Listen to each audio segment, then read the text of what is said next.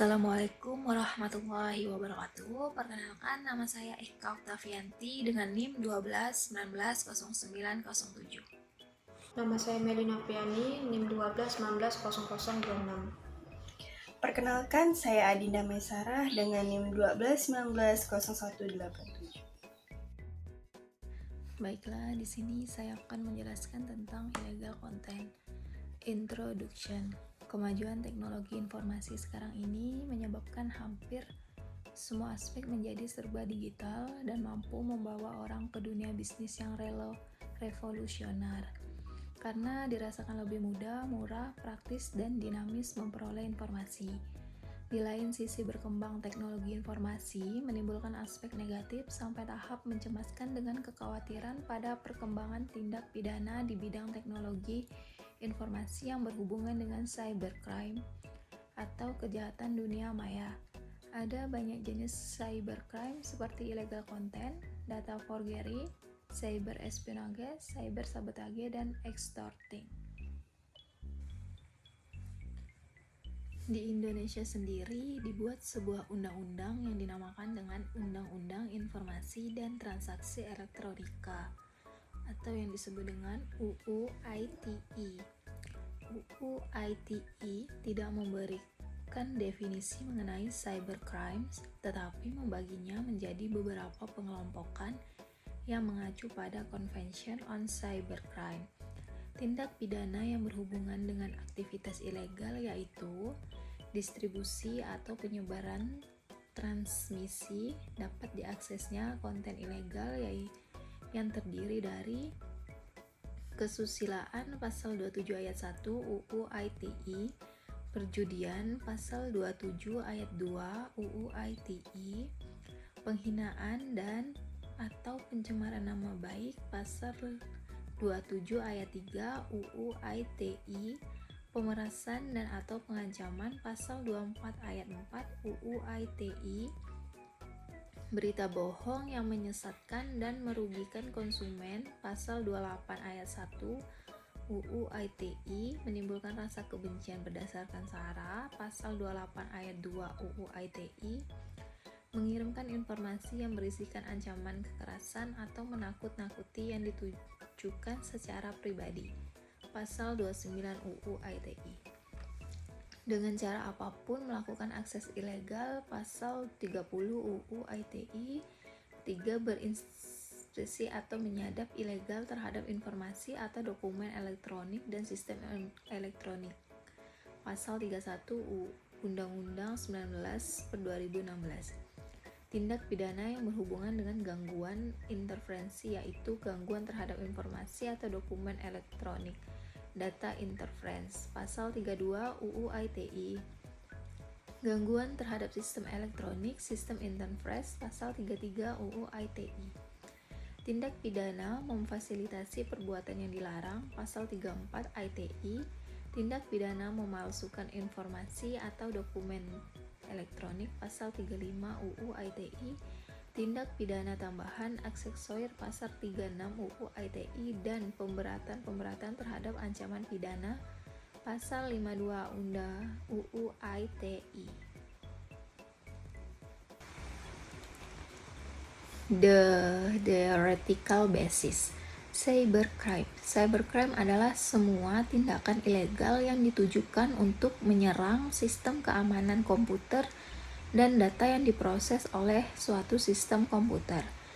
Sedangkan cyber law, hukum yang digunakan di dunia maya, cyber yang diasosiasikan dengan internet yang isinya mengupas mengenai aspek-aspek aktivitas manusia pada saat menggunakan internet dan memasuki dunia maya atau cyber.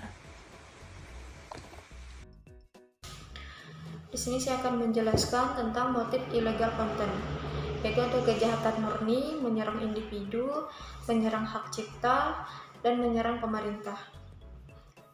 Kejahatan murni secara sengaja dan terencana untuk melakukan pengerusakan, pencurian, tindakan anarkis terhadap suatu sistem informasi atau sistem komputer. Menyerang individu yaitu dengan motif dendam atau iseng yang bertujuan untuk merusak nama baik. contoh pornografi dan cyber stalking dan lain-lain. Terus ada menyerang hak cipta, itu kejahatan yang dilakukan terhadap hasil karya seseorang dengan motif menggandakan, memasarkan, mengubah yang bertujuan untuk kepentingan pribadi. Terus menyerang pemerintah, itu sebagai objek dengan motif melakukan teror, membajak ataupun merusak keamanan suatu pemerintahan yang bertujuan untuk mengacaukan sistem pemerintah atau menghancurkan suatu negara.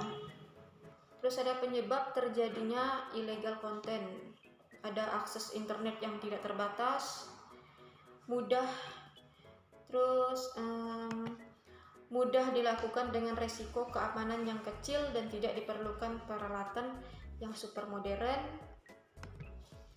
Terus sistem keamanan jaringan yang lemah, dan para pelaku merupakan orang yang pada umumnya cerdas, mempunyai rasa ingin tahu yang besar, dan fanatik akan teknologi komputer. Terima kasih. Selanjutnya yaitu solusi terjadinya illegal content. Yang pertama adalah menambah personil tenaga ahli ke dalam cyberpolice. Yang kedua, meningkatkan pengawasan pemerintah terhadap cybercrime. Selanjutnya yang ketiga, meningkatkan pemahaman serta keahlian aparat hukum mengenai upaya pencegahan, investigasi, dan penuntutan perkara-perkara yang berhubungan dengan illegal content. Selanjutnya yaitu kesimpulan. Kesimpulan dari presentasi kali ini adalah illegal content merupakan salah satu bentuk pengelompokan kejahatan yang berhubungan dengan teknologi informasi. Illegal content dapat didefinisikan sebagai kejahatan dengan memasukkan data atau informasi ke internet tentang sesuatu hal yang tidak benar, tidak etis, dan dapat dianggap melanggar hukum atau mengganggu ketertiban umum. Selanjutnya yaitu langkah penting yang harus dilakukan setiap negara dalam penanggulangan cybercrime adalah melakukan modernisasi hukum pidana nasional beserta hukum acaranya, yaitu meningkatkan sistem keamanan jaringan komputer secara nasional maupun secara internasional. Meningkatkan pemahaman serta keahlian aparatur penegak hukum mengenai upaya pencegahan investasi dan penuntutan perkara-perkara yang berhubungan dengan cybercrime pada umumnya dan illegal content pada khususnya. Meningkatkan kesadaran warga negara mengenai masalah cybercrime serta pentingnya mencegah kejahatan tersebut terjadi, yaitu meningkatkan kerjasama dalam upaya penanganan. Selanjutnya adalah saran. Berkaitan dengan illegal content tersebut, maka perlu adanya upaya untuk pencegahan. Untuk itu, yang perlu diperhatikan adalah sosialisasi hukum kepada masyarakat tentang UU ITE, sehingga masyarakat bisa menempuh jalur hukum ketika menjadi korban kejahatan dalam cybercrime atau dalam dunia cyber. Selanjutnya, melakukan konfirmasi kepada perusahaan yang bersangkutan apabila Anda merasa menjadi target kejahatan illegal content. Sekian dari saya. Assalamualaikum. Bye.